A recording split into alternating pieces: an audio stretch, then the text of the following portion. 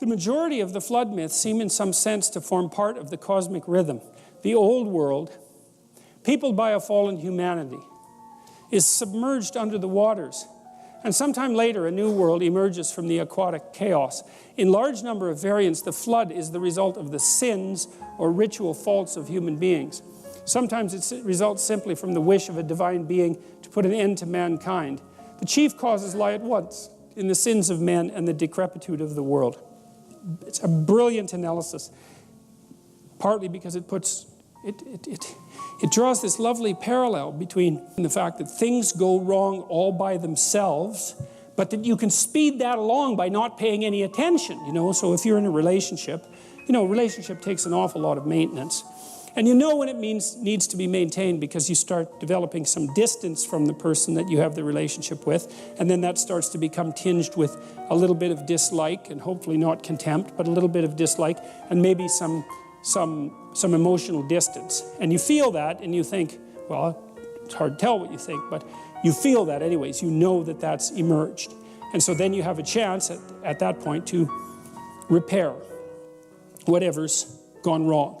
And that would require some retooling on both of your parts, maybe one person more than the other, but whatever. It would require a serious discussion like, look, I've noticed that this has been happening, and maybe it's you and maybe it's me, and we should probably figure it out, because if it was you, that'd be convenient and everything, but if it was me, then I'd like to fix it, because then it would be fixed. And so that's why you listen to your partner, because they might tell you that there's something stupid about you that you don't know, and then if you could fix that, then you wouldn't have to be stupid in that way anymore. And it's actually one of the it's one of the genuinely useful features of having a partner, because do you really want to be stupid and then continue to repeat your mistakes ad nauseum for the rest of your life? I know it's more convenient to do that than to have a knock down, drag them out argument about just exactly why you're stupid and how you could fix it. But still, it's better to have the argument. So the chief causes lie at once in the sins of men and the decrepitude of the world. And the sins there are generally either acts of commission, where people do things that they know to be wrong, or they fail to do things that they know would be right. Doesn't really matter. Sins of commission are usually judged more harshly, say within the Judeo-Christian tradition, but I think there might be a bit of an error in that, because sins of omission can be a real catastrophe. And so here's a flood idea. You tell me what you think about this. So there's this idea that a judgmental being will flood you out if you continue on your wayward ways. And that seems like a little bit of, it's one of the examples of Jehovah being a little on the harsh side in the Old Testament, not something that modern people really approve of so much, because we like our gods sort of domesticated, let's put it that way.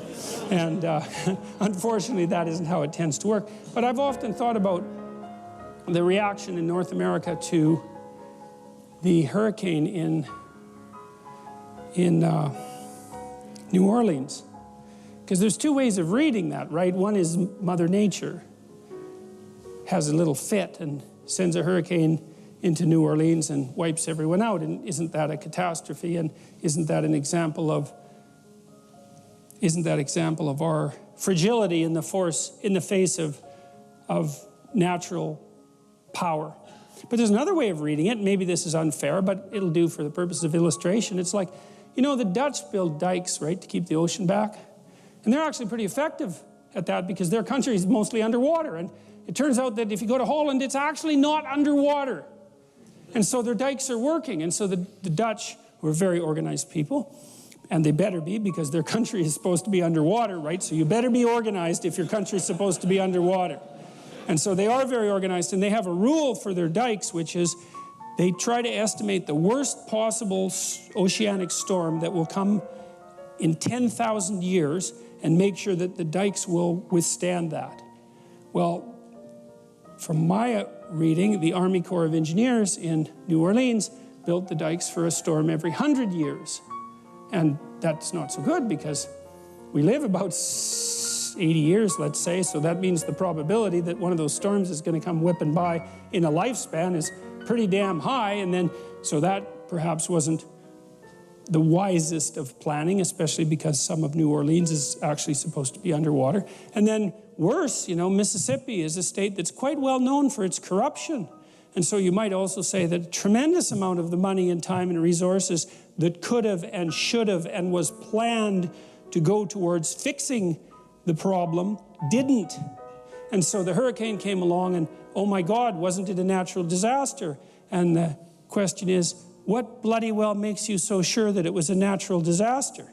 Right? Because if the infrastructure would have been maintained and built to the specifications that were certainly technically possible and would have actually been less expensive in the long run to build, and everyone knew it, and the hurricane came along and wiped out the city, why do you think that's a natural disaster?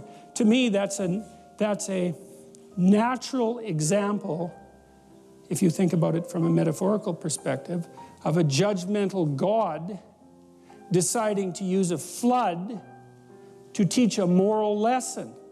And you might say, well, that's pretty harsh. What about all those flood survivors? It's like, yeah, well, the whole flood thing was kind of harsh. And so pointing out that there were steps that could have been taken and also that I doubt in the aftermath have been taken, even though everyone knows now exactly what had happened, is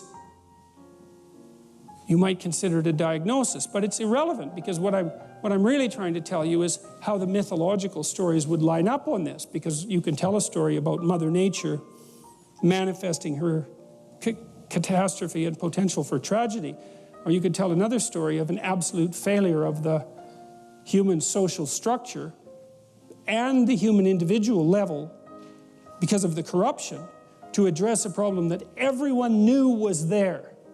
And so that's a good example of how the flood comes when you're not behaving properly. You know, and one of the things that's quite interesting about the Old Testament and the people who wrote it is that they always assume that if the flood comes, that meant you weren't prepared. If that's the rule, right? It's like the a priori axiom.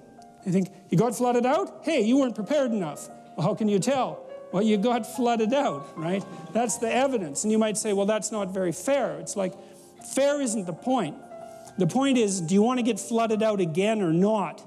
Because fair would be, well, you better figure out why you got flooded out and fix it so it doesn't happen again. And that's the moral thing to do when you're thinking about morality, as walking the path that's most appropriate to get to the destination that you think would be the best possible destination.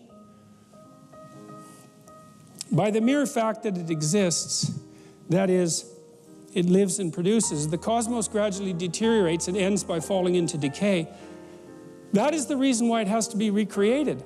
In other words, the flood realizes on the macrocosmic scale what is symbolically affected during the New Year festival, the end of the world and the end of a sinful humanity, in order to make a new creation possible.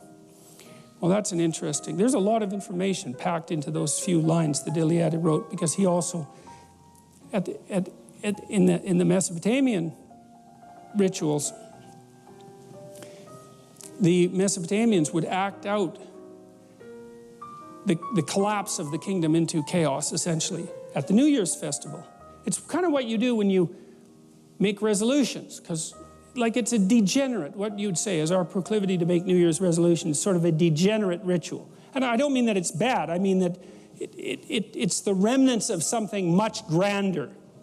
So the idea was, well, the Mesopotamians would take their emperor outside the city, the walled city, and once a year, and they would make him kneel, and they'd take off all his king clothes, and then they'd whack him with a glove, if I remember correctly. The priest would do that, and then they'd make him recount all the ways that he wasn't being a good emperor that year. He wasn't being a good Marduk, because that was who he was supposed to be on earth, and that's the guy with eyes all the way around his head, speaks magic words and transforms chaos into order. That's what the emperor is supposed to do.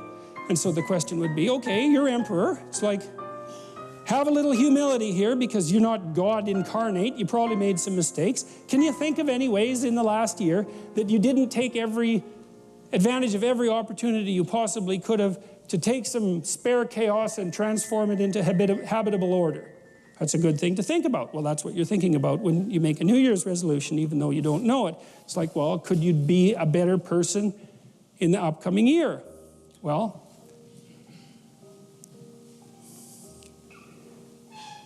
you can imagine the flood, and then you can set yourself straight, and then you can prepare for it. And that means maybe you can stave it off, but it also means that maybe even if you don't stave it off, you could ride it out. And that's actually the story of Noah. Because what happens with Noah is that he can see that things are not good and that there's a flood coming. And God is maybe letting him know. And it says in the story that Noah walked with God. Remember, and that's what Adam did before he got all self-conscious about the whole thing. He walked with God. We'll talk about that more next time. But what that would mean maybe is because Noah was straight and he put himself together and his familial relationships were good, because it also says that his antennae were working. And he could see a little farther into the future than someone whose vision was completely obscured by fog and chaos. And he could tell that things were not going to go well. And so he prepared for it. And because he prepared for it, well, then things actually went pretty well for Noah, even though the flood came. And so that's an interesting thing, because that's an indeterminate issue in human existence. How big a hurricane would it take to wipe out New Orleans if everyone was prepared? Well, you're not going to wipe out the Dutch. I mean, that's going to be a tough one, man. You're going to have to conjure up a pretty damn big storm to take out their dikes. Well, how thoroughly defended could New Orleans be if nobody in the municipal and state governments was corrupt? Well, end of the hurricane problem, because that's something that we could clearly deal with. We know how to do it. And the same applies in your own life, is that there are floods coming. You can bloody well be sure of that. That's absolutely 100% certain. Some of them are going to be personal. Some of them are going to be familial. Some of them are going to be social and political and economic. It's like, are they going to be catastrophes for you? Or are you going to ride them out? Are you going to prepare? Well, the first issue might be, well, do you have your act together well enough to see them coming with enough advance warning so that you can take proper measures? Maybe just to sidestep it. Maybe just don't go where the flood is going to be. That's a simple thing. But maybe you don't have that luxury, right?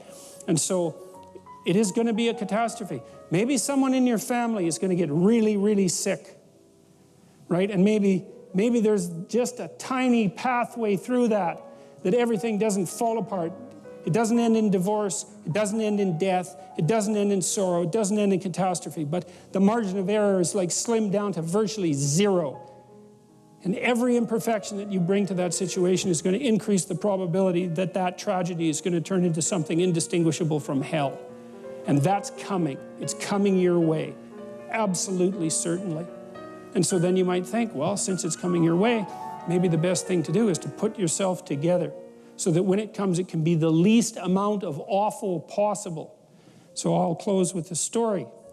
This was a very affecting story for me. My mother-in-law had frontotemporal dementia, and she developed it quite young. She was about 55, something like that.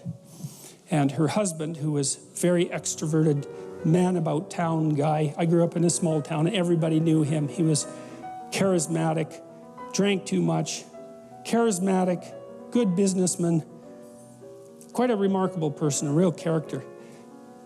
But not exactly a family man, even though he provided for his family very well. But when his wife got sick, he really took care of her, man. It was something to see, because that's no joke, dealing with someone who has Alzheimer's for all intents and purposes, because they get taken away from you piece by piece. And that is not pretty. And then it's also hard, right? Not only is it catastrophic, but it's hard. And Jesus, he just stepped into that like perfectly. And it was way less awful than it could have been. It was just a tragedy. It wasn't hell. And then I was there when she died. And my wife's family are actually pretty good at dealing with death. As it turns out, my wife's sister is a palliative care nurse, and you have to be a pretty tough cookie to be a palliative care nurse, but you can do it, which is pretty interesting, because that means that you can go make relationships with people at the last stages of their life that are genuine relationships, and people just die on you nonstop. And yet, you know, she's a competent, alive, alert, fun person. It's like 2 thumbs up for her, man. That's someone you can rely on in a tragedy. And her other sister is a pharmacist, and my wife has volunteered in palliative care wards and is also very good at taking care of people who are genuinely not in good health. And so we were there when my mother-in-law died. And of course, you can imagine, here's a deathbed situation for you. Your mother-in-law is dying and everyone's at each other's throats. It's like, you think that's uncommon, then your eyes aren't open, because it's plenty bloody common. And then it's not just a tragedy, it's hell. And like, maybe you can stand the tragedy, but you can't stand the hell. And in this situation, that isn't what happened, is everybody pulled together, and what happened was, well, she died. But what was so interesting was the family actually came together more tightly as a consequence. And so, although there was something taken away on the one hand, there was something gained on the other that wasn't trivial. And I'm not trying to be all optimistic and, you know, isn't the universe a wonderful place about all this? Like, someone died in an ugly way, and it was harsh. But God, it was a hell of a lot better than it could have been, and maybe it was good enough. That's the thing, you know, is that this is something that I constantly wonder, is that if people did what they could to speak the truth and pay attention, then maybe the tragedy that's part of life wouldn't have to deteriorate into the unbearable hell that doesn't have to be part of life. And maybe we could actually tolerate the tragedy, or maybe we could even rise above it, or maybe we could even mitigate it, you know, because we do that sort of thing all the time. And so it's always an open question. And Iliad had put it very well. Are the floods the consequence of the fact that things fall apart? Or are the floods a consequence of the fact that people make mistakes that they know they shouldn't make and make anyways? They sin, right? And that's to miss the mark, right? Because that's an archery term, to sin. And that means maybe they don't even specify the damn target, which is really, you're not going to hit it unless you specify it. Or having specified it, they just say, oh, to hell with it. It's not that important. It's like, you got to be careful when you say something like, to hell with it. It's not that important. Because one of the things that might happen to you if you say, to hell with it, it's not that important, is that you might actually end up in hell for a pretty prolonged period of time, or maybe for the remainder of your miserable existence, because it's certainly the case that people do exist there, and I've seen them exist there, and once you're there, it's no simple matter to get the hell out. And so it might matter that the things that matter get addressed. It might matter that you do what you can to walk with God. Like I said, we'll talk more about that next time. And it might be that that is how you build an ark and are protected from the flood, even if the damn thing comes. And the thing is, it will. And this is a funny thing, too, that I've noticed about our education system and the way we teach students. And their trigger warnings and all of that absolute rubbish. I think in most of my lectures, I'd have to have a trigger warning every 15 seconds. So, as I tell my students when they're young, it's like, look, don't fool yourself. You know, you're going to develop a serious illness, at least one, maybe two or three, and one of them is likely to be chronic.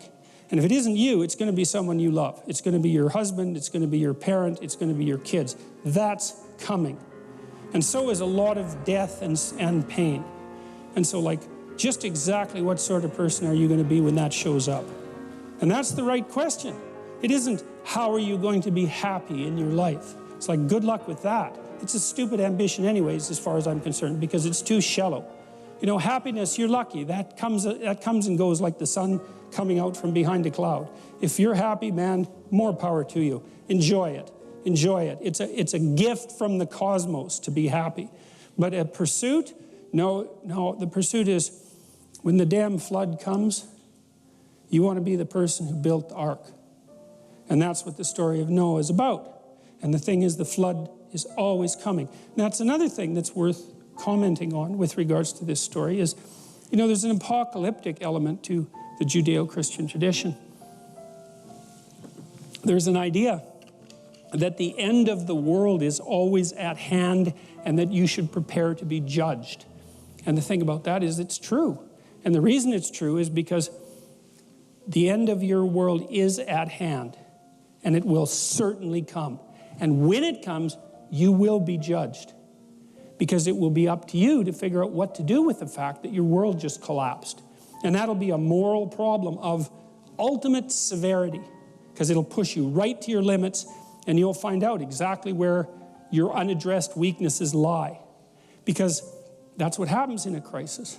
And so the reason that that's an archetypal reality, and it lurks underneath the entire Judeo-Christian structure, the apocalypse, the impending apocalypse, is because we always live in apocalyptic times, and your world is always, in small ways and large ways, coming to an end. And so what do?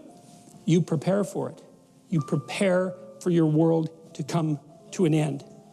And then maybe when the end comes, you get another world. That'd be a good deal. Well, the flood, how does the flood tie into this? Well, we live in a corrupt structure. We're corrupt as individuals. We live in a corrupt structure, and part of that corruption is just happenstance. It's the way things fall apart. But the other part of it is that not only are we not aiming up, we're actually aiming down. And the flood story is a warning, and it's a very clear warning. And the warning is, if you aim down enough, and then if enough of you aim down at the same time, everything will degenerate into something that's indistinguishable from the chaos from which things emerged at the beginning of time. It's something like that, because the cosmos that's presented in mythological representations is chaos versus order, right? The order is on top, you might say, and the chaos is always underneath. And the chaos can break through, or the order can crumble, and you can fall into the chaos, and that chaos is intermingled potential. And the way that you destroy the order and let the chaos rise back up, which is exactly how it's portrayed in the flood story, is by inhabiting the corpse of your father. That's one mythological motif, and feeding on the remains, and with no gratitude and no attempt to replenish what it is that you're taking from. And the warning in the flood story is, don't do that for very long, because things will happen that are so awful you cannot possibly imagine it.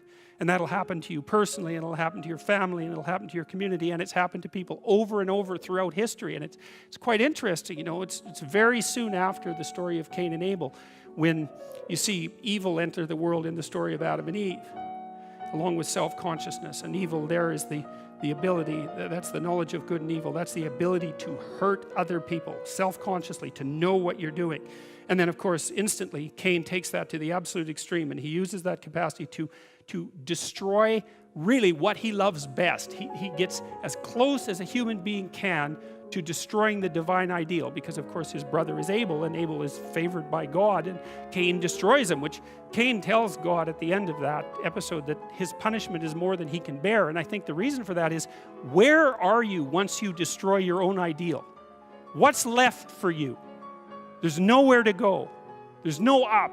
And when there's no up, there's a lot of down. And there's an idea that was put forth very nicely in Milton's Paradise Lost, when he was describing, from a psychological perspective, essentially what hell is. And hell is, you're in hell to the degree that you're distant from the good. That might be a good way of thinking about it. And if you destroy your own ideal, which you do with jealousy and resentment and the desire to pull down people who you would like to be, let's say, then you end up in a situation that's indistinguishable from hell. And the way the biblical story unfolds is, well, it's Cain, and then it's the flood. And so Cain adopts this mode of being that's antithetical to being itself, at least to positive being itself. He does it voluntarily. He does it knowing full well what he's doing. And the net consequence of this, that as it ripples through the entire social structure, is that God stands back and says, this whole thing has got so bad, the only thing we can do is wipe it to the ground. And that is no joke. That's exactly how things work. And one of the things that's extraordinarily terrifying about that sequence of stories, and I believe this to be true, I think I realized this independently of any of the analysis that I was doing of mythological stories, because I looked at what happened in places like the Soviet Union and Maoist China and in Nazi Germany, and the most penetrating observers of those societies, the people who were most interested in how it was that those absolute catastrophes came about, all said the same thing. It was rooted in the degeneration of the individuals who made up the society. You hear, well, people were following orders. It's like, no, that explanation doesn't hold water. Or that you'd be punished if you resisted. Well, there was some truth in that, but nowhere near as much as people might think, especially at the beginnings of the process. more it was that people decided, each and every one of them, to turn a blind eye to the catastrophes and to participate in the lies. And that warped the entire societies, and they went as, they veered their way downward to something as closely approximating hell as you could hope to manage, especially in places like Nazi Germany, and, well, in all three of those places, in Maoist China and in the Soviet Union. And so the thing that's so frightening about, one of the things that's so frightening about the stories in Genesis is they say something very clear, which is that your moral degeneration contributes in no small way to the degeneration of the entire cosmos. And you say, well, I would like my life to be meaningful. People say that. Really, would you? Really? You really would like your life to be meaningful? You think maybe people would trade a little nihilism to not have to face that particular realization, and I think people do that all the time. It's a terrible weight to realize, but we are networked together. That's the price of, or let's say that's the vulnerability that's associated with our intense capacity to communicate. And it is certainly possible that the ripples of our individual actions have consequences that are far beyond the limits of our immediate consciousness. And I also think people know that too. They know that in the way that people know things when they don't want to know them, which means they know them embodied, they can feel them, they can sense them, they have an emotional response to them, but there's no damn way they're going to let them become articulate because they don't want to know. And when you're feeling guilty and ashamed about the things you've done or not done, and I know that can get out of hand as well, it's often because there is a crooked little part of you that's aiming at the worst possible outcome. One of the things Jung said about the shadow, that Jung's famous idea that everyone has a dark side and that dark side needs to be incorporated and made conscious. Jung said that the shadow of the human being reaches all the way to hell. And he actually, that's the thing that's so interesting about reading Carl Jung, is he actually means what he says.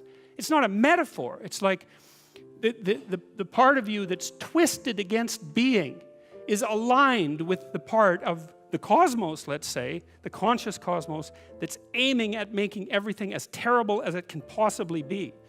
And, it's a terrible shock to realize that. It's partly why people don't realize it. It's something that people keep at an arm's length. It's the same as recognizing yourself as a Nazi concentration camp guard, which is a very useful exercise because there's absolutely no reason why you couldn't have been or still could be one.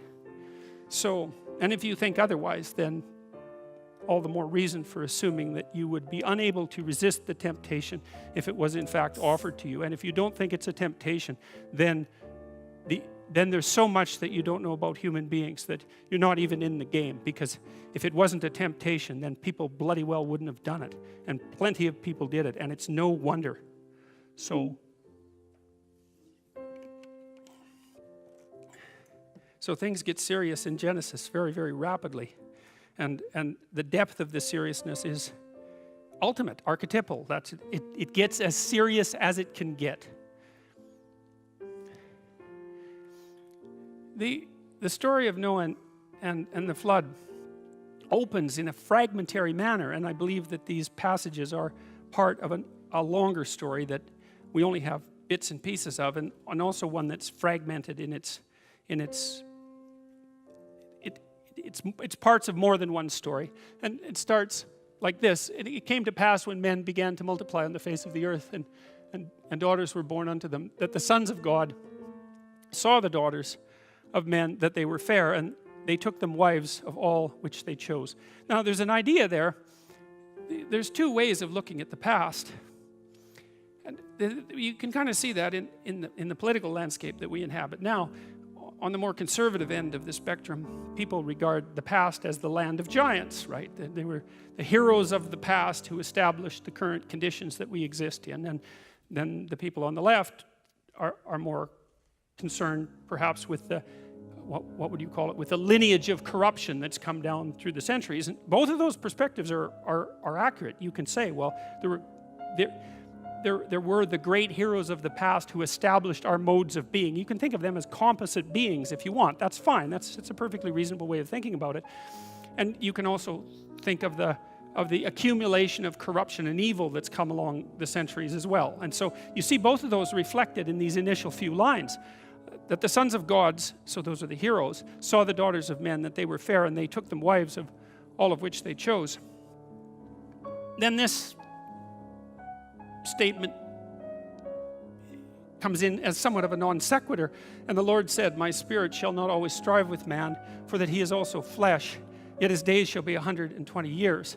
And I looked at a variety of interpretations of that line, because it doesn't seem to follow so clearly from the previous line, and exactly what it means isn't obvious. But it seems to be, the first line talks about the heroes of the past, and the second line says, wait a second, there's something corrupt about the human mode of being. And one of the consequences of that, as far as God is concerned, is that there are conditions under which the divine spirit will not strive with man. What that means is there are conditions under which, let's say, I don't think there's any other way of putting it, is the divine impulse towards the good will abandon you because of things that you've done. And then the secondary consideration here is that perhaps because of the degeneration of people, it's not so obvious here that our lifespans are limited, that the spirit that inhabits us will only do so for a limited amount of time. And that's tangled in a strange way in with the idea of human moral culpability. And that's posed against the notion of the giants of the past. And then it returns to the giant idea, the narrative returns to the giant idea and reads, there were giants in the earth in those days, and also after that, when the sons of men came in unto the daughters of men, and they bare children to them, and the same became mighty men which are of old, men of renown. And that's the end of that sequence of fragments. It's very broken, but you can see a dual narrative underneath it. And one of the narratives is that there's the kind of corruption, despite the nature of the giants of the past, there's the kind of corruption lurking that would cause God to withhold his grace and allow men to deteriorate. And that sets the stage for Noah and the flood. And God saw that the wickedness of man was great in the earth, and that every imagination of the thoughts of his heart was only evil continually. You know, one of the things I really didn't like about going to church when I was a kid, I went to a pretty moderate church. It was the United Church, which has hardly even become a church now. It's so moderate, so to speak. One of the things I didn't like was the constant harping by the ministry on the sinful nature of human beings. Like, it didn't speak to me properly, partly because I really didn't understand what it meant, and partly because it seemed,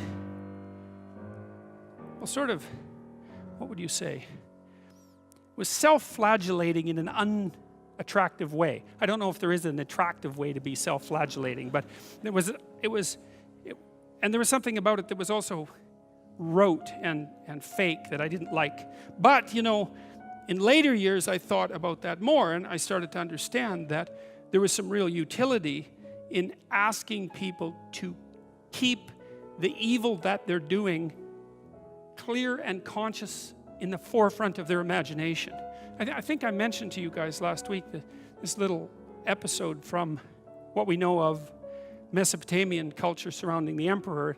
The New Year's festival, they would take the emperor outside of the walled city and strip him of his garb so that he was reduced to just an ordinary man, and then humiliate him ritually, and then ask him how it was over the last year that he wasn't a spectacular embodiment of Marduk. And Marduk was the Mesopotamian deity who made order out of chaos, essentially. And the emperor was supposed to sit and think, okay, well, you know, I'm emperor and everything. I should be doing a good job. Maybe I should even be doing a great job. And probably I'm coming up short in a bunch of ways. And that actually happens to be important since I'm running the entire show.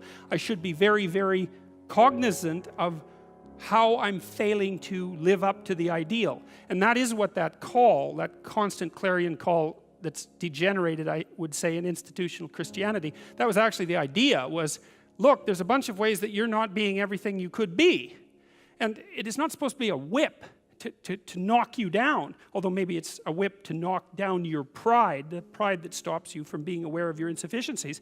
It's more like a call to the opposite. It's like, well, you should stop doing those things because you could be so much more than you are, and that would be so much better for you and everyone else that it's just not good that you continue doing these things, continue breaking your own rules, let's say. Because we could certainly, as I said, we could start this game by assuming that you should at least play the game that you're playing straight. And so, and it is the case that if you watch yourself, it's a terrifying thing to do, but if you watch yourself, you'll see you lie a lot. Like when I learned this to begin with, I was in my 20s, and I'm a smart person, and I was very proud of that, because I was also a small person. I was moved ahead one year in school, and I was a small person to begin with, and so I was a very small person in my classes, and also very mouthy, which might not come as much of a surprise, and somewhat provocative. And so, you know, and I got pushed around a fair bit because everybody gets pushed around, and my weapon was to be mouthy, and it was a fairly effective weapon, although it tended to backfire because, you know, if you're really effectively mouthy with large, obnoxious people, then they tend to respond in a relatively negative physical way. And so that sort of thing was happening to me a fair bit. But I was quite proud of the fact that I had some intellectual power. And it was then in my 20s when I learned about some of the danger of that, because I started to read partly Milton's Paradise Lost, and I started to understand the danger of the intellect. And the danger of the intellect, as far as I can tell, is that it tends towards pride and arrogance, and it also tends to fall in love with its own productions. And so that's actually Lucifer. In Paradise Lost, that's Lucifer. Lucifer is the intellect that falls in love with its own productions and then assumes that there's nothing outside of what it thinks. That's the totalitarian mentality, right? It's like we have a total system and we know how everything works, and we're going to implement it, and that'll bring about heaven on earth, right? That's the totalitarian mindset, and that's associated with intellectual arrogance. And at the same time, another thing was happening to me. So I was noticing that. I started to understand what that meant. And I also started to understand that there was more to life than the intellect, much more. Because I smoked too much, and I drank too much, and I weighed like 130 pounds. I wasn't in good physical shape. And like I had a lot of things to do when I went to graduate school to put myself together. And at the same time, I was trying to understand why things had gone so crazily wrong with the world, its encapsulation in the Cold War, and what role I might be playing in that, if any, or what role any of us were playing in that. At the same time, I was working at a prison, only a little bit. I worked with this crazy psychologist. He used to put jokes on his multiple choice tests.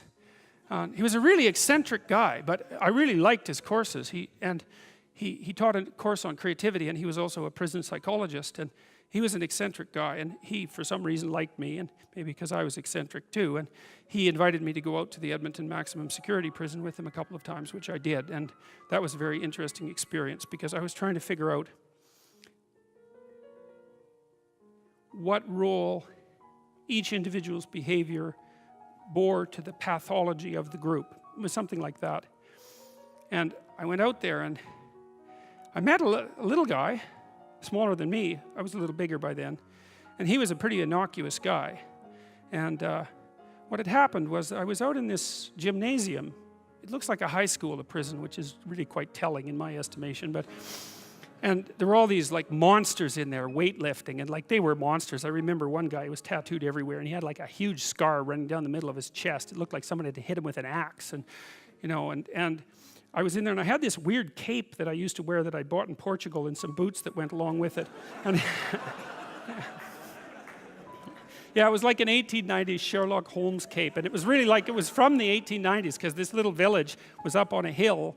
It was a walled city on a hill, and they sold these things, and I don't think they'd changed the style since 1890, and so I thought they were really cool, and so I was wearing that, which wasn't perhaps the most conservative garb to don if you're going to go to a maximum security prison. So anyways, I was in the gymnasium, and the psychologist left, and God only knows. I mean, that's what he was like. And all these guys came around me, you know, and they were offering to trade their prison clothes for my cape, and it was it was like I was being made an offer I couldn't refuse, you know, and so I didn't really know what to do. And then this little guy said something like that the psychologist sent me to come and take you away, or something like that.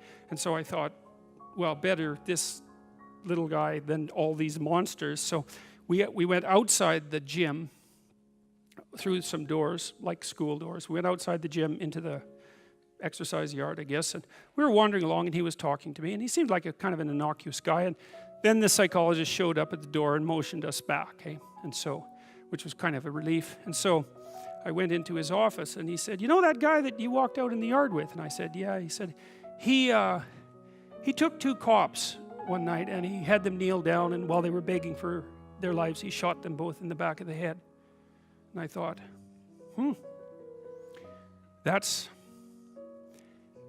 see, the thing that was so interesting was that he was so innocuous, right? Because what you'd hope is that someone like that would be very much unlike you, let's say, and certainly wouldn't be like someone innocuous that you'd met. What you'd want is that the guy would be like, you know, half werewolf and half vampire, so you could just tell right away that he was a cold-blooded killer.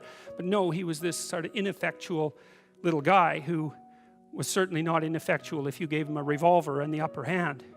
And so that made me think a lot about the relationship between being innocuous and being dangerous. And then another thing happened. I met another guy out there, and then a week or 2 later I heard that he and a friend of his had held another guy down and pulverized his left leg with a lead pipe, like just pulverized it.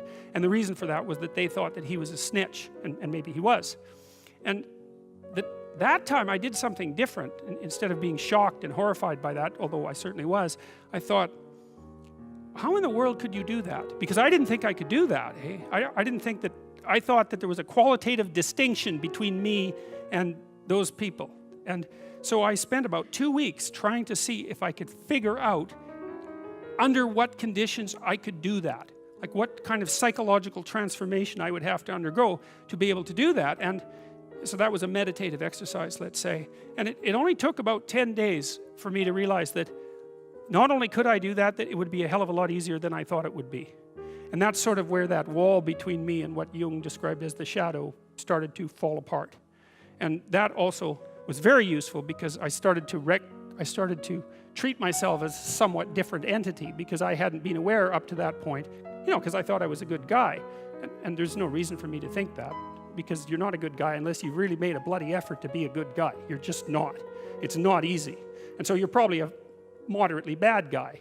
And that's a long ways from being an absolutely horrible guy, but it's also a long ways from being a good guy. And so, but I had a little more respect for myself after that, because I also understood that there was a monstrous element to the human psyche that you needed to respect. And that was part of you, that you should regard yourself in some sense as a loaded weapon. It's very useful around children to regard yourself as a loaded weapon, because around children you are a loaded weapon. And the terrible experiences that many children have with their parents are testament to that. Anyways, about the same time, and I don't exactly know how these things were causally related. I guess it was because I was trying to figure out who I was and how that could be fixed, something like that. I started to pay very careful attention to what I was saying.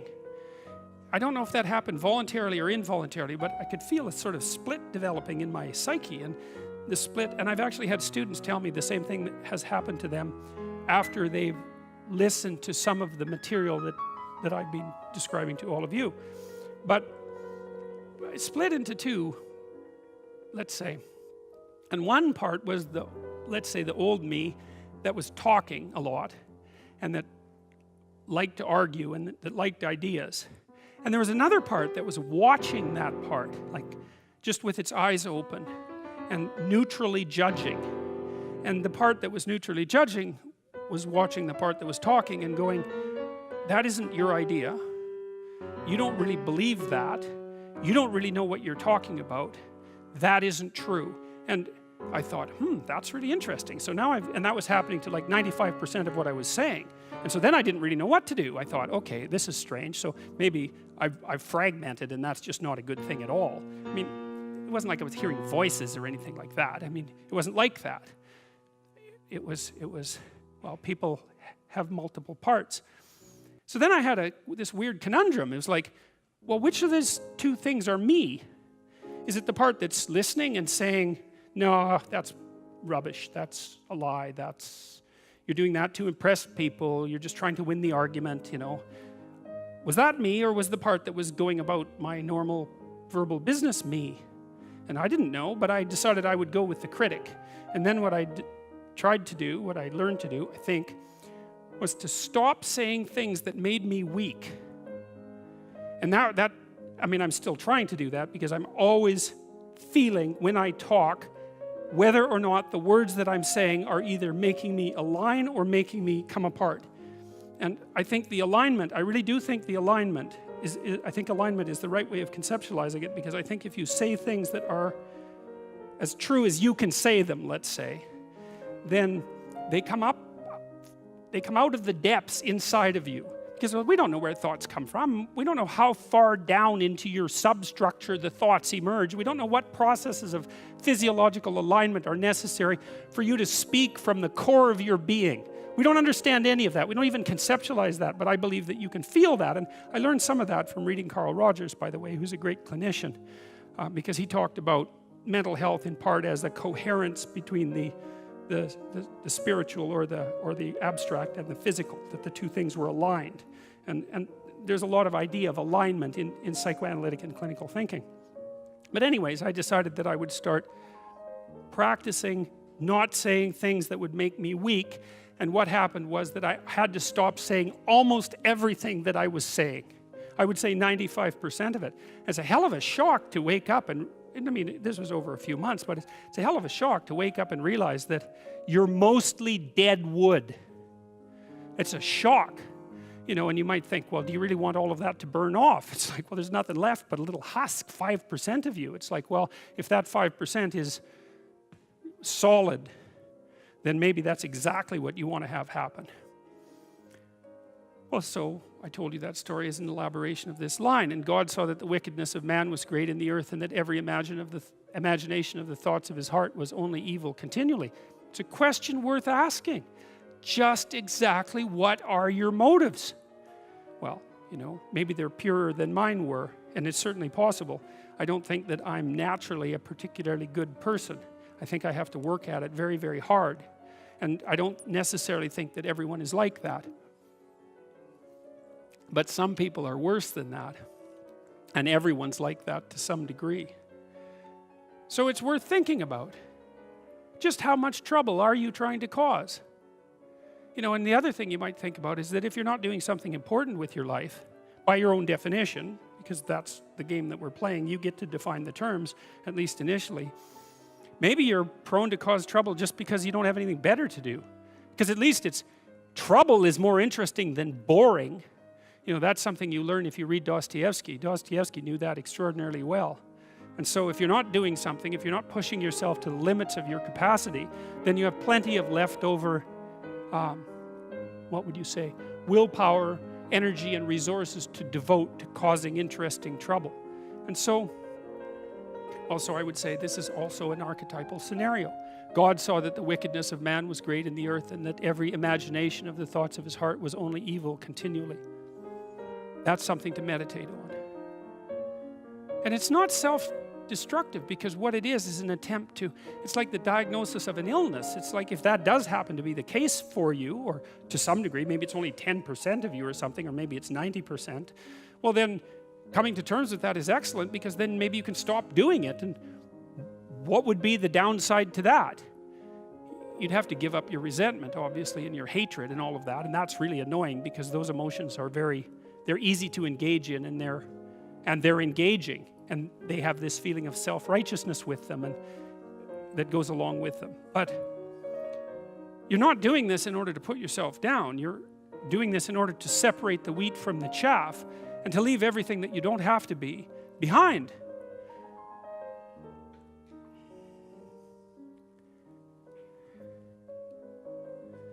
And it repented the Lord that he had made man on the earth, and it grieved him at his heart. And the Lord said, I will destroy man, whom I have created from the face of the earth, both man and beast, and the creeping thing, and the fowls of the air, for it repenteth me that I have made them. What's the idea? Well, the idea is that the cosmos that God created had become corrupt. And that's a funny thing, because, you know, this is the other thing about Genesis that always hits me, is that that's also true. I told you that the Mesopotamians believed that human beings were made out of the blood of Kingu, who was the worst monster that the dragon of chaos could imagine. That's a pretty harsh diagnosis. But the reason the Mesopotamians believed that is because they knew, as did the authors of Genesis, that human beings are the only creatures in the cosmos, let's say, the cosmos of being, who are actually capable of deceit, conscious deceit and malevolence. And the question is, to what degree does the expression of that conscious deceit and malevolence corrupt things so badly that it would be better that they didn't exist at all? Well, you see stories. There's a story associated with this in the Epic of Gilgamesh, associated with the flood, that has exactly the same underlying narrative structure. In fact, some people think the story of Noah was derived from it, where the gods who created repented of their creation and determined that erasing it would be better than allowing it to propagate. And you see the same thing in the Mesopotamian creation myth, the Enuma Elish, because the early gods, so they're representatives of the giants of humanity, I would say, make so much noise and are so careless that the original creator god, Tiamat, and her consort, Tiamat, decides to wipe them from the face of the earth. And so, when you read something like this, if you read it from an informed historical perspective, it starts to have a depth that makes it transcend this sort of archaic and fairy tale-like element of the story. It's like, I've read some very terrible things about what happened in Nazi Germany and what happened when the Japanese invaded China and just what happened generally in the history of mankind. And things can get so bad that it takes the imagination of a very bad person to conceptualize them. And when they get that bad, this is the only kind of language that works to describe them. You know, that's another thing that I've discovered working with my clinical clients, is that when their lives are really not going well, you know, when they're close to suicide, or when they're close to homicide, or when there are things going on in the family that are so corrupt and terrible that they reach back generations and they're aimed at nothing but misery and destruction, the only language that suffices has a religious tone. Because there's nothing else that's available to describe what's happening with the proper level of seriousness. And it might be that you've never encountered a situation that required that level of seriousness, but that doesn't mean that those situations don't exist. They exist. You generally do everything you can to avoid being ensconced in them, but they certainly do exist, and the probability that you'll encounter a situation like that or two at some point in your life is extraordinarily high. You'll tangle with someone who's malevolent right to the core, and maybe it'll be you that is, and that'll be a big shock. And then these sorts of things, these sorts of poetic descriptors start to become much more real. But Noah found grace in the eyes of the Lord. These are the generations of Noah. Noah was a just man and perfect in his generations, and Noah walked with God. That's an interesting line, because if you remember back in the story of Adam and Eve, what happens to Adam once he eats the fruit of the tree of the knowledge of good and evil and wakes up, the scales fall from his eyes, becomes self-conscious, develops the knowledge of good and evil, is he won't walk with God when God calls him in the garden. And so Noah is Adam without the fall, essentially. And there's something that Noah's doing right that motivates God to spare him, or maybe to show him a pathway through the emergent chaos, something like that. And that's worth thinking about a lot, because there will be situations in your life where what you face is the emergent chaos. And maybe that'll be some terrible catastrophe inside your family, or maybe it'll be something that's occurring on a much broader social level. But the chaos is coming, And what you're going to want to know, unless you want to be a denizen of the chaos or even a contributor to it, and perhaps that is what you want, because many people under those circumstances choose that. What you want is to know how you build an ark and get through it. That's what you, if you're interested in life, if you're interested in proper being, and you're disinclined to produce any more suffering than necessary, then you want to know how to conduct yourself when the catastrophe comes, so that you have a reasonable possibility of moving through it and starting anew. So when this old story says, well, God's not happy and he's going to wipe everything out, it's like, well, you might want to take that seriously. And then when it says, but there's one person who had a mode of being that protected him from that, that's also something you might want to take seriously, because you might want to know what that mode of being is, because you might need to use it. And so these sorts of things are practical in the deepest possible sense. They're real in the deepest possible sense, and practical in the deepest possible sense. So Noah walked with God. But Noah found grace in the eyes of the Lord. These are the generations of Noah. Noah was a just man and perfect in his generations, and Noah walked with God. And Noah begat 3 sons, Shem, Ham, and Japheth. The earth also was corrupt before God, and the earth was filled with violence. And God looked upon the earth, and behold, it was corrupt, for all flesh is corrupted his way upon the earth. And God said unto Noah, the end of all flesh is come before me, for the earth is filled with violence through them, and behold, I will destroy them with the earth. Make thee an ark of gopher wood. Rooms shalt thou make in the ark, and shalt pitch it within and without with pitch. And this is the fashion which thou shalt make of it. The length of the ark shall be 300 cubits, the breadth of it 50 cubits, and the height of it 30 cubits. A window shalt thou make to the ark, and in a cubit shalt thou finish it above. And the door of the ark shalt thou set in the side thereof, with lower, second, and third stories shalt thou make it. And behold, I, even I, do bring a flood of waters upon the earth, to destroy all flesh, wherein is the breath of life, from under heaven, and everything that is in the earth shall die. But with thee I will establish my covenant, and thou shalt come into the ark, thou and thy sons and thy wife and thy sons' wives with thee. That's a fairly optimistic twist on the story, because not only is it Noah, but he gets to save his whole family and down a couple of generations. And so that's a good thing to think about. It's like, as things, I had this client, and she had a very hard upbringing, I would say. Not a lot of encouragement, to say the least. Let's say a fair bit of discouragement. And she had a son, and what was really interesting about her in relationship to her son is that all the things that she could have learned to do to him, given her extensive experience with being made as miserable as possible by someone who was hell-bent on bringing her to her knees, she refused to do to her son. Right? She learned the opposite lesson from all her misery and torment, which was not to move that forward down the generations. And so the idea here is that if you walk properly and aim properly and act properly, if you walk with God in the manner that we've been discussing, is that perhaps that isn't only good for you, perhaps it's also the thing that will save your family, and then by implication perhaps save society, because that's exactly what happens with Noah, right? First it's him, and then it's his family, but everything else goes. And so by saving himself, by acting properly, and by saving his family, he actually saves the world. It's interesting, like the most profound people that I've read who've meditated deeply on the problem, say, of totalitarian catastrophe, and I would put Alexander Solzhenitsyn at the top of that list.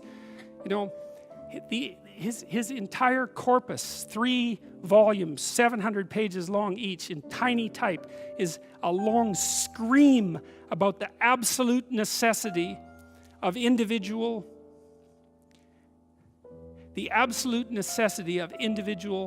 honesty and ethical behavior as the only bulwark against totalitarian catastrophe. And I've read many writers who've attempted to diagnose the problems of the 20th century. And I think Solzhenitsyn, he came to the same conclusions that Viktor Frankl came to as a consequence of his experiences in the Nazi concentration camps. And Frankl, I'm also an admirer of Frankl, but Solzhenitsyn takes it to an entire different level of profundity and makes an extraordinarily strong case that not only do societies deteriorate because the people within the societies become individually corrupt, but that the only way to stave that off is for the individuals within that society to reject that corruption in the confines of their own personal lives.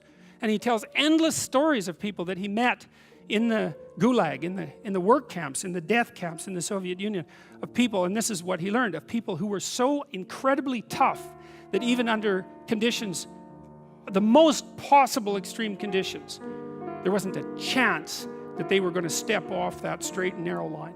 There was nothing the authorities could do to move them. And just watching that was enough to transform Solzhenitsyn, because of course one of the things he wondered was, after spending a good amount of time in the work camps, was, well, just exactly how did I get here? And it wasn't, well, it was Hitler's fault and it was Stalin's fault, although it was definitely the fault of both of them. For Solzhenitsyn, it was, well, it was also his fault, because he was playing the same game. He just wasn't as good at it. And of every living thing of all flesh, two of every sort shall thou bring into the ark to keep them alive with thee. They shall be male and female. And so there's another message in this story, which is that it isn't only Noah and his family and human society that's dependent on Noah's appropriate actions in the world. It's the entire living planet. And in an era of excessive and extreme and genuinely disingenuous environmental catastrophizing, that's something to consider very seriously. Think,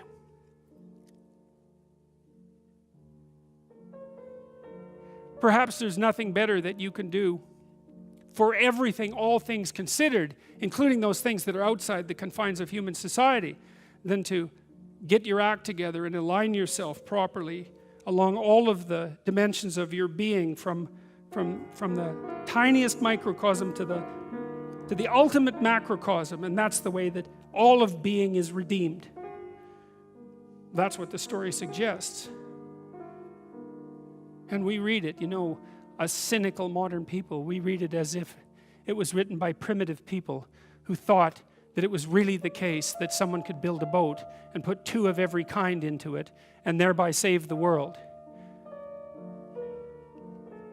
It's embarrassing to see things interpreted in a manner that shallow, especially by people who don't have ignorance as a justification. You know, these stories have to appeal to everyone, right? And there's lots of people in the world who aren't very bright. And so they tend to take things concretely, like a child would take things concretely if you read them a story. And this story can be taken concretely. But it has to be, because these stories have to be for everyone. But if you're sophisticated, that doesn't mean that you should dismiss it as if it's written for a child. It's maybe you have the obligation to look a bit deeper and think for a moment that it wouldn't have been conserved for these many thousands of years if there wasn't something more to it than a casual intellectual dismissal would indicate. And take thou unto thee of all food that is eaten, and thou shalt gather it to thee, and it shall be food for thee and for them. Thus did Noah, according to all that God commanded him, so did he. And the Lord said unto Noah, come thou and all thy house into the ark, for thee I have seen righteous before me in this generation. Of every clean beast thou shalt take to thee by sevens, the male and his female, and of beasts that are clean, but not clean, by two, the male and his female, and of fowls also of the air by sevens, the male and the female, to keep seed alive upon the face of all the earth. For yet 7 days I will cause it to rain upon the earth, 40 days and 40 nights, and every living substance that I have made will I destroy from off the face of the earth. And Noah did according unto all that the Lord commanded him. And Noah was 600 years old when the flood of waters was upon the earth.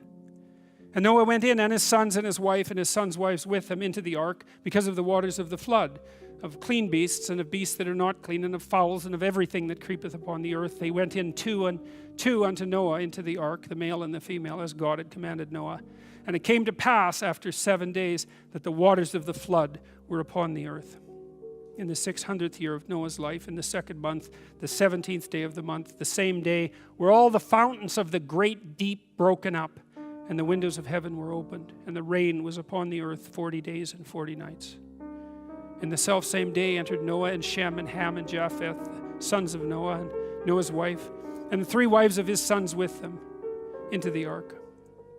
They and every beast after his kind, and all of the cattle after their kind, and every creeping thing that creepeth upon the earth after his kind, and every fowl after his kind, every bird of every sort. And they went unto Noah into the ark, 2 and 2 of all flesh, wherein is the breath of life.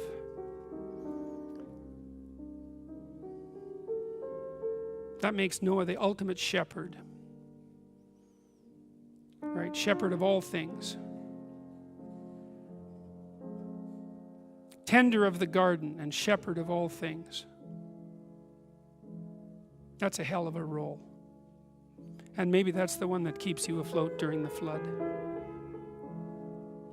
And they that went in male and female of all flesh, as God had commanded him, and the Lord shut him in. And the flood was 40 days upon the earth, and the waters increased, and bare up the ark, and it was lift up above the earth, and the waters prevailed, and were increased greatly upon the earth. 15 cubits upward did the waters prevail, and the mountains were covered.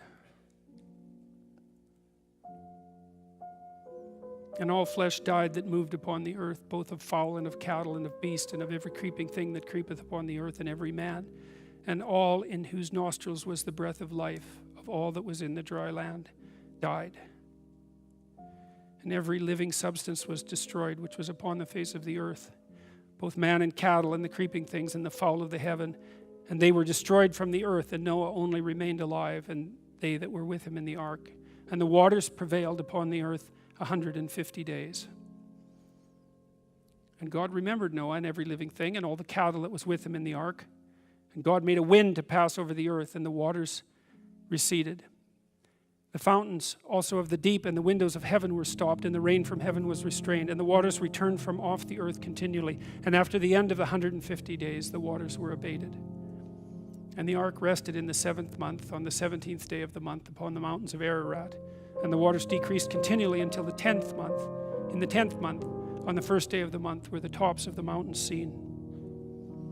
And it came to pass at the end of 40 days that Noah opened the window of the ark which he had made, and he sent forth a raven, which went to and fro until the waters were dried up from off the earth.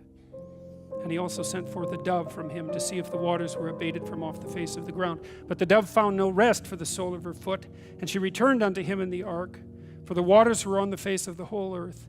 Then he put forth his hand and took her and pulled her in unto him into the ark. And he stayed yet another 7 days. And again he sent forth the dove out of the ark. And the dove came into him in the evening, and lo, in her mouth was an olive leaf plucked off. So Noah knew that the waters were abated from off the earth. And he stayed there yet another 7 days, and sent forth the dove, which returned not again unto him any more. And it came to pass in the 601st year, in the 1st month, the 1st day of the month, the waters were dried up from off the earth. And Noah removed the covering of the ark, and looked up, and behold, the face of the ground was dry.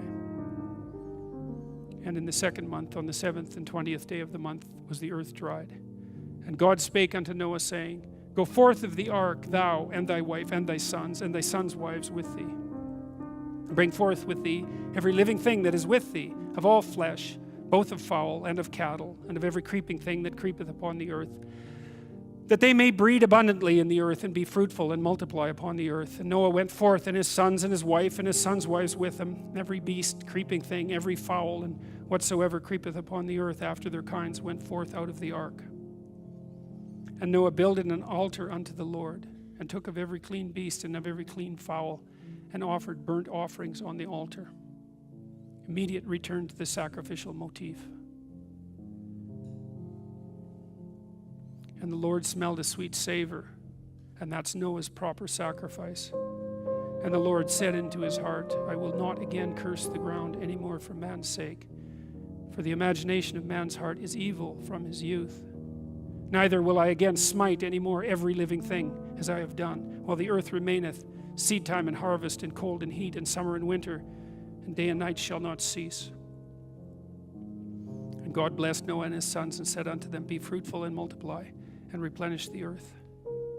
And the fear of you and the dread of you shall be upon every beast of the earth, and upon every fowl of the air, upon all that moveth upon the earth, upon all the fishes of the sea. Into your hand are they delivered. You know, I've heard commentators, David Suzuki, for example, who claim that the substructure of Western culture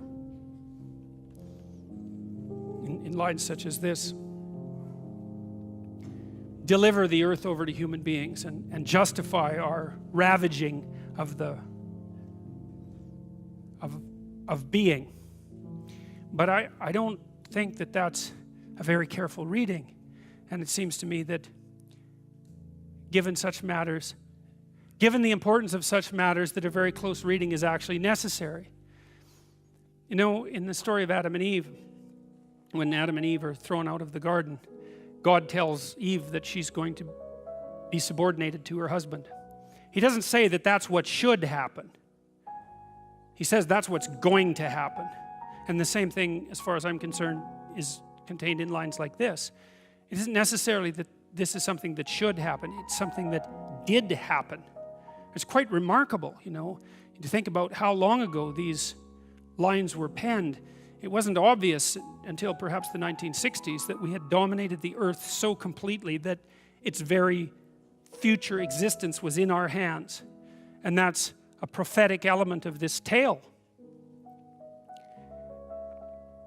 And the fear of you and the dread of you shall be upon every beast of the earth, and upon every fowl of the air, and upon all that moveth upon the earth, and upon all the fishes of the sea. Into your hand are they delivered. It's like, that's exactly right. Every moving thing that liveth shall be meat for you, even as the green herb I have given you all things. Have I given you all things? But flesh with the life thereof, which is the blood thereof, shall you not eat. And surely your blood of your lives will I require. At the hand of every beast will I require it. And at the hand of man, at the hand of every man's brother will I require the life of man. This is a hard section to interpret, but what it means is something like this. God describes the dominion over the planet that revivified humanity will have, and notes the power that goes along with that, and then puts a limitation on it. And the limitation is, maintain the sanctity of life despite your power. And although it's not easy to extract from the manner in which this is being translated, what God is telling Noah is that if you kill yourself, if you kill someone else, and if any animal kills a human being, that there will be a price to pay for that. So there's an opportunity, which is that the descendants of Noah can dominate the earth, but there's a moral limitation placed on that, which is nonetheless life itself is to be regarded as sanctified and sacred. Whoever sheddeth man's blood, by man shall his blood be shed. For in the image of God made he man. And you, be you fruitful and multiply. Bring forth abundantly in the earth, and multiply therein. And God spake unto Noah and to his sons with him, saying, And I, behold, I establish my covenant with you, and with your seed after you, and with every living creature that is with you, of the fowl and the cattle, and of every beast of earth that is with you, for all that go out of the ark, to every beast of the earth. And I will establish my covenant with you. Neither shall all flesh be cut off any more by the waters of a flood, neither shall there be any more a flood to destroy the earth. And God said, This is the token of the covenant which I make between me and you and every living creature that is with you for perpetual generations. I do set my bow in the cloud, and it shall be for a token of a covenant between me and the earth. And it shall come to pass, when I bring a cloud over the earth, that the bow shall be seen in the cloud, and I will remember my covenant, which is between me and you and every living creature of all flesh, and the water shall no more become a flood to destroy all flesh. There's a negotiated agreement there of sorts, and the negotiated agreement is, as far as I can tell, to the degree that humanity agrees to act in the manner of Noah, then the threat of catastrophic destruction will remain at bay.